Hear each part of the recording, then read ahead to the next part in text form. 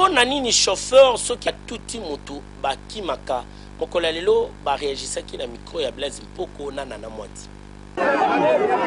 Lobi tolakisaki bino na matete ndenge chauffeur atutaki pe akimaki kasi ndeko ya Congo esengeli boyeba ke tangu likama eyaka elobaka te mingi ba chauffeur bakimaka po ba juge ya nzela baleki na miniti ya botangi bayebelaka mituka na bango pe bango moko babungisaka biloko ebele atako azalaki na posa ya kotelema pona ko récupérer mutu oyo atutaki ntenge ba chauffeur balobi awa. So kimite ba bo mayo kwani ka batu bango moko dale vie station batu ba ona dayo ebi posa na bango te ama moko to kima na so ki place mo la police ali ti ka ko kameza na sécurité bien yemo be mutu ba policier ba cadeau à l'aise pour ele ga bien tuti mutu ka bato kimi ya kimi ka pa ba kimi ka so assurance ba tele mama mo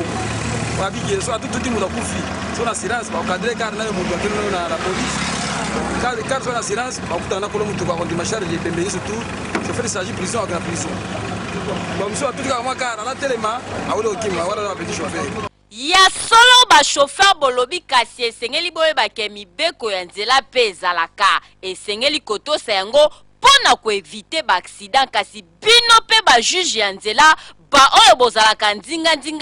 système oyo ya ko menacer chauffeur soki atuti to pe akweli likama ezali mabe mingi po mutu nyonso tute atutaka na volonté na ye ezali likame yaka soki chauffeur asali mbeba esengeli bozalaka na maîtrise po ta mususu yende ya kozwa solution na likambo wana uti kosala ya ko menacer eza mabe botika yango po leta nde azali pona kokata makambo nyonso tala tolobi te ba chauffeur botutaka bato kokamwa